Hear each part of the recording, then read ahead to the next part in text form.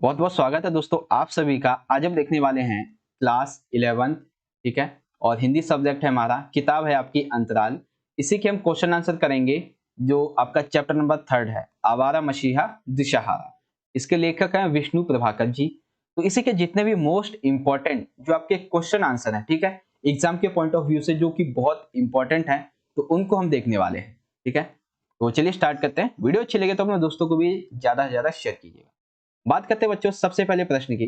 सबसे पहला प्रश्न देखिए क्या है। ये जो आपका जो चैप्टर है उस अराउंड जो है वो 15 मिनट का बनेगा, तो वीडियो पूरा देखिएगा। सबसे पहला देखिए प्रश्न। उस समय वह सोच भी नहीं सकता था कि मनुष्य को दुख पहुंचाने के अलावा साहित्य का कोई उद्देश्य हो सकता है। यानी कि जो लेखक है वो उसे जब साहित्य के बारे में ज्यादा ज्ञान नहीं था, तब वो सोचता था कि साहित्य जो वो लोगों को दुख पहुंचाने के लिए। लेखक ने ऐसा क्यों कहा? आपके विचार से साहित्य के कौन कौन से उद्देश्य हो सकते हैं? तो सबसे पहले तो लेखक ने ऐसा क्यों कहा, उसके बाद उद्देश्य। तो देखिए, शरत चंद्र के बचपन में उन्हें साहित्य जो था वो दुखदाई लगता था। क्यों? क्योंकि विद्यालय में उन्हें सीता वनवास, चारुपाठ, सद्भाव, सद्गुण, प्रकांड, व्याकरण ऐसी साहित्य रचनाएं बहुत पढ़ाई जाती थी। और शरत चंद्र को ये सभी रचनाएं, ये सभी विषय बिल्कुल भी अच्छे नहीं लगते थे। पंडित जी के द्वारा रोज परीक्षा लिए जाने पर उन्हें मार भी खानी पड़ती थी। अतः अपने बचपन में वे साहित्य इसीलिए उन्हें दुखदाई लगता था। इसी वजह से लेखक ने ऐसा कहा कि मनुष्य को दुख पहुंचाने के अलावा साहित्य का और भी कोई उद्देश्य हो सकता है क्या? ठीक है। तो अब आपको समझ में आ गया क्यों उन्हें दुखदाई लगता था। अब समझिए कि जो साहित्य था, ठीक है, साहित्य के लिए अभी वर्तमान में उसके क्या उद्देश्य हो सकते हैं। तो उद्देश्य देखते हैं भाई। सबसे पहला देखिए, यहाँ पे उद्देश्य आप लिख सकते हैं कि साहित्य जो है वो मनोरंजन का एक बहुत उत्तम साधन है। इसको पढ़ने में समय अच्छा बीत जाता है। यानी कि साहित्य में आप मान लीजिए किसी कोई कहानी वगैरह पढ़ते हैं, तो कहानियां जब आप पढ़ते हैं तो आपका मनोरंजन भी हो जाता है, आपका समय भी व्यतीत हो जाता है। दूसरा कि यदि मनुष्य अच्छा साहित्य पढ़ता है, देखिए मनोरंजन के लिए तो है ही, साथ ही साथ अगर व्यक्ति अच्छा साहित्य पढ़ता है तो उसका ज्ञान भी बढ़ता है, उसकी सोच को नई दिशा मिलती है। जितना आप ज्यादा पढ़ेंगे उतना ज्यादा आपके पास ज्ञान भी आएगा, आपकी सोच और अच्छी बढ़ेगी। साहित्य में इतिहास से संबंधित बहुत से तथ्य विद्यमान होते हैं, और साहित्य के माध्यम से ही इतिहास की सभी की जानकारी है वो हम प्राप्त कर सकते हैं। यानी कि साहित्य से हम इतिहास को जान सकते हैं। साहित्य पढ़ने से समाज में व्याप्त सामाजिक मान्यताओं के बारे में, विषमताओं के बारे में, कमियों के बारे में, खूबियों के बारे में आदि के बारे में साहित्य को पढ़कर ही हम जान सकते हैं। ठीक है। तो साहित्य के बारे में ये विचार यहाँ पे लिख देंगे आप। तो पहला क्वेश्चन कंप्लीट हो गया आपका। क्वेश्चन में देखते हैं सेकंड। सेकंड में देखिए क्या पूछा गया है। सेकंड क्वेश्चन में प्रश्न है हमारा कि शरत और उसके पिता मोतीलाल नेहरू के, सॉरी नेहरू नहीं मोतीलाल है, ठीक है। अभी मैं जो कॉन्स्टिट्यूशन की किताब पढ़ रहा था, तो उसी से अभी मोतीलाल नेहरू जी के बारे में पढ़ रहा था, तो वही मैंने यहाँ पे बोल दिया अभी। ठीक है। तो शरत और उसके पिता मोतीलाल, इनके स्वभाव में क्या समानताएं नजर आती हैं, उदाहरण सहित स्पष्ट कीजिए। तो क्या क्या समानताएं आती हैं देखिए। शरत जो था वो अपने पिता के समान साहित्य पढ़ने में और लिखने में शौकीन था। उसके पिता के पुस्तकालय की सभी पुस्तकें उसने पढ़ ली थी। यानी कि उसके पिता मोतीलाल की जो एक लाइब्रेरी थी, उसकी जितनी भी किताबें थी जो उसके पिता भी पढ़ते थे, और बाकी किताबें सभी की सभी किताबें शरत ने भी पढ़ ली थी। शरत के पिता स्वभाव से काफी स्वतंत्र व्यक्ति थे, और शरत भी ऐसा ही था। उसे कभी भी बनकर नहीं रहना आता था, इसीलिए वह कहानी में नाना जी के हजार बंधन के बावजूद भी वो नहीं रुका था। ठीक है। उसके बाद है शरत तथा उसके पिता सभी लोगों को समान दृष्टि से देखते थे। लेखक भी ऐसा ही देखता था, इसीलिए मतलब उनके लिए कोई भी छोटा या कोई भी बड़ा नहीं होता था। वह पिता के समान यायावर प्रकृति, यायावर मतलब कि एक जगह पे टिकने वाले नहीं, घूमते रहा करते थे। ठीक है। तो ये सारी समानताएं जो वो लेखक और उसके पिता के बारे में यहाँ पे आती हैं। कौन कौन सी समानताएं आती हैं? एक तो दोनों ही साहित्य पढ़ते थे, लिखने के शौकीन थे, सभी पुस्तकें पढ़ ली थी, स्वतंत्र व्यक्ति थे। ठीक है। और लोगों के प्रति समान दृष्टि रखते थे, और यायावर प्रकृति यानी कि एक जगह से दूसरी जगह पर ये घूमते रहते थे। ठीक है। तो ये हो गया आपका question number second. I hope आप समझ गए होंगे। चलिए आगे बढ़ते हैं, अगला क्वेश्चन देखते हैं। Question number third.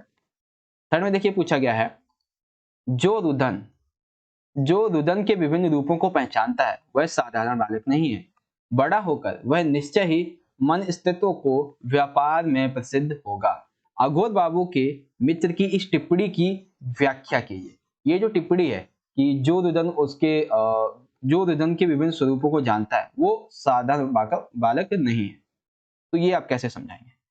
तो देखिए पहले तो यही लिख देंगे, ये वाली लाइन यहाँ से मैंने लिखी नहीं है, लेकिन आप चाहें तो लिख सकते हैं इसी को, क्योंकि हमें बताना है। उसके बाद टिप्पणी कुछ इस तरह से, अघोर बाबू जो थे, अघोर बाबू के मित्र जानते थे कि साहित्य सृजन के लिए मनुष्य का अति संवेदनशील होना आवश्यक है, यानी कि साहित्य के सृजन के लिए मनुष्य जो है उसका संवेदनशील होना काफी आवश्यक है। शरत में यह गुण विद्यमान था, यानी कि शरत जो था उसके अंदर यह गुण विद्यमान था। छोटे से ही उसने संवेदनशीलता, उसके अंदर जो है संवेदनशीलता का गुण आ गया था। वह अपने आसपास के वातावरण तथा परिवेश का सूक्ष्म निरीक्षण करने में दक्ष था, यानी कि अपने आसपास का जो वातावरण था उसकी छोटी से छोटी जानकारी पाने में वो काफी हासिल था, वो ऑब्जर्व कर लेता था अपने आसपास के एनवायरनमेंट को। अतः अघोर बाबू जानते थे कि इस बालक में इस प्रकार की क्षमता, जो कि तकरीबन 30 से 35 साल का जो व्यक्ति होता है उसके अंदर होनी चाहिए, और ये भी 15-20 साल का है, इसके अंदर ऐसी जो क्षमता है वो मौजूद है, तो आगे चलकर वह बालक जो है वो मनस्तत्व के व्यापार में प्रसिद्ध होने वाला है, यानी कि जो मन के ऊपर विजय प्राप्त कर लेता है उसके संबंध में ये काफी प्रसिद्ध होगा। ऐसा बालक संवेदना को पूर्ण रूप से कागजों में पत्रों के माध्यम से उकेर पाएगा। उनका यह कथन आगे चलकर सिद्ध भी हुआ। उनकी प्रत्येक रचना इस बात का प्रमाण बन गई, यानी कि आगे चलकर जो लेखक था वो एक बहुत बड़ा साहित्यकार भी बन गया। तो अघोर बाबू जी की ये जो टिप्पणी थी वो सही साबित हुई। ठीक है, क्वेश्चन नंबर 3 आपको समझ में आ गया। बहुत ही ईजी सा प्रश्न है। आगे देखते हैं क्वेश्चन नंबर 4। काफी छोटा सा प्रश्न है ये। देखिए कि नाना के घर किन किन बातों का निषेध था, शरद को उन निषेध कार्यों को करने में क्यों, उन कार्यों को करने में क्यों प्रिय लगता था। तो देखिए शरद के नाना बहुत सख्त थे, काफी कठोर थे। उनका मानना था कि बच्चों का जो कार्य है वो सिर्फ और सिर्फ केवल और केवल पढ़ाई करना है। अतः उन्होंने बच्चों को भी बहुत सी बातें करने से मना किया हुआ था। उसमें तालाब में नहाना, पशुओं तथा पक्षियों को पालना, बाहर जाकर खेलना, उपवन लगाना, घूमना, पतंग पतंग लट्टू, गिल्ली डंडा, गोली इत्यादि आदि खेलना निषिद्ध था। उनकी जो बातें नहीं मानता था उसे बहुत कठोर दंड दिया जाता था। तो नाना के घर में इन इन चीजों का निषेध था। अब हम बात करते हैं कि लेखक को उन सभी निषेध कार्य को करने में क्यों आनंद आता था। तो देखिए क्या था कि शरद जो था वो स्वभाव से स्वतंत्र पूर्वक जीवन जीने का इच्छुक था। नाना की शक्ति उसके उसे रोक नहीं पाई। वह एक विद्रोही के समान सब बंधनों को तोड़ता था, और बहुत से ऐसे कार्य जो कि निषेध थे, ठीक है, जैसे लट्टू खेलना, गिल्ली डंडा, उपवन लगाना, कहीं जाकर खेलना, तो इसके लिए वो मतलब कि क्या है कि इन सभी को नहीं मानता था और स्वतंत्र पूर्वक अपने जीवन को जीता था। उसे ये आत्मविश्वास था। ठीक है, क्वेश्चन नंबर 4 कंप्लीट हो गया हमारा। आगे देखते हैं क्वेश्चन नंबर 5। क्वेश्चन नंबर 5 हमारा आखिरी प्रश्न है इस चैप्टर का। इसमें देखिए पूछा गया है कि पाठ के आधार पर बताइए कि उस समय और वर्तमान के समय पढ़ने के तौर तरीकों में क्या अंतर और समानता है। आप पढ़ने के कौन से तरीके के पक्ष में हैं और क्यों हैं। तो सबसे पहले देखिए समानताएं। ठीक है, तो देखिए अनुशासन का कड़ाई से पालन करवाया जाता है, पहले भी करवाया जाता था और अभी भी करवाया जाता है।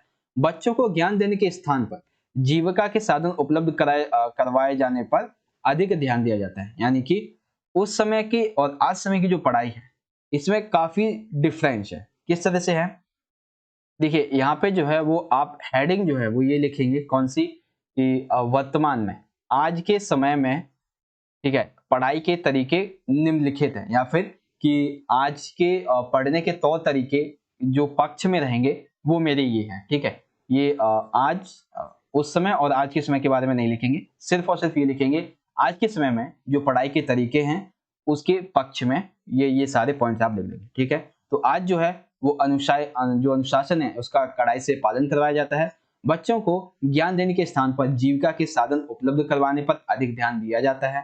पहले बच्चों की प्रतिदिन परीक्षा लेने का प्रावधान था, वह आज भी देखने को मिलता है, जैसे कि क्लास टेस्ट, ठीक है, जैसे कि FA1 हो गया, FA2 हो गया, FA3 हो गया, FA4, SA1, SA2 इत्यादि टेस्ट बच्चों को देने पड़ते थे, और इसी तरह का दबाव बच्चों को पढ़ाई से दूर कर देता था और पढ़ाई का डर उसके मन में भर देता था।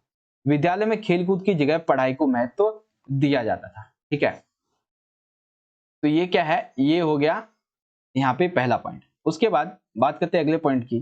तो अगला देखिए यहाँ पे है कि पहले के समय में और अभी के समय में जो पढ़ाई है उसमें डिफरेंस क्या है।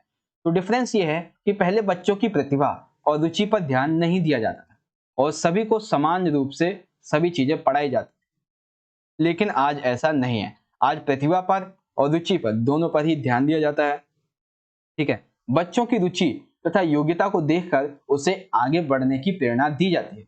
शुरुआती शिक्षा बेशक एक जैसी हो, लेकिन आगे चलकर बच्चों के पास अपना मनपसंद विषय लेने का अधिकार होता था। पहले के समान आज शारीरिक दंड नहीं दिया जाता। पहले जो था वो कठोर शारीरिक दंड दिया जाता था। अब बच्चों को प्रेम से समझाया जाता है। विद्यालय में शिक्षा के समान अवसर, खेलकूद, कला आदि को प्राथमिकता दी जाती है। ठीक है, तो ये हो जाएंगे अंतर।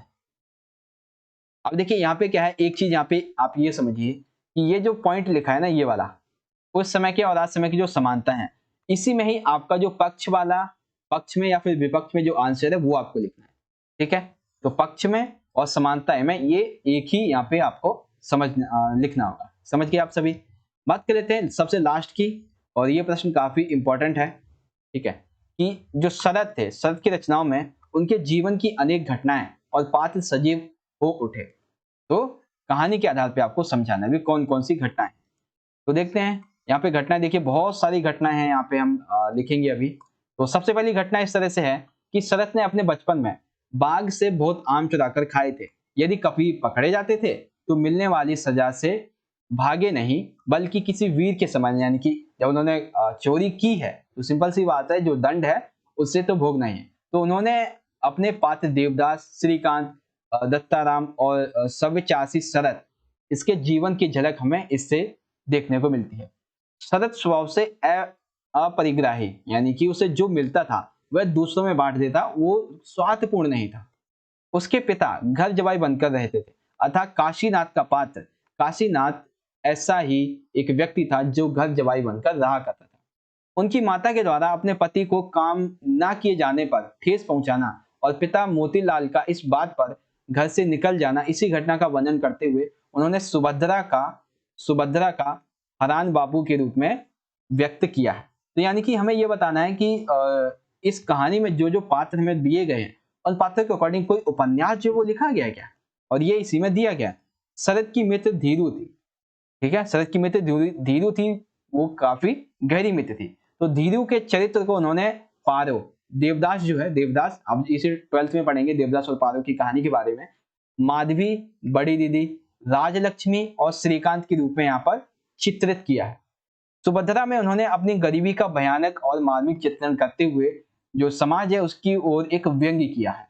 ठीक है, और यही सारी घटनाएं हैं जो यहाँ पे हमें देखने को मिलेंगी। तो इस तरह से हमारा ये क्वेश्चन जो इंपॉर्टेंट थे वो खत्म हो गए। क्वेश्चन नंबर फर्स्ट आप एक बार दोबारा से देखना चाहे तो देख सकते हैं। ठीक है, उसके बाद ये आपका फर्स्ट हो गया। क्वेश्चन नंबर सेकंड आपका यहाँ पे दिया हुआ है, आप इसे पढ़ सकते हैं इजीली, और समझा दिया है मैंने आपको। अगर अभी तक आपको नहीं समझ में आया है तो दोबारा से रिप्ले कर लीजिए वीडियो को, आपको समझ में आ जाएगा। ठीक है, देन आपका क्वेश्चन नंबर 5 आपका ये यहाँ पे है, और उसके बाद क्वेश्चन नंबर 6 ये लास्ट हो जाएगा यहाँ पे। और तो इस तरह से बच्चों आज की हमारी जो वीडियो है वो यहाँ पे खत्म हो जाती है। गाइस अगर आपको वीडियो अच्छी लगी हो तो लाइक कीजिएगा, शेयर कीजिएगा अपने सभी दोस्तों के साथ, कमेंट करके बताइएगा वीडियो कैसी लगी, और चैनल को अभी तक सब्सक्राइब नहीं किया है तो कर लीजिएगा, क्योंकि ऐसे ही इंपॉर्टेंट वीडियोस आपके लिए और भी आने वाले हैं। तो चलिए दोस्तों मिलेंगे अगली वीडियो में, तब तक के लिए आप पढ़ते रहिए और अपना ख्याल रखिए। धन्यवाद। जय हिंद, वंदे मातरम।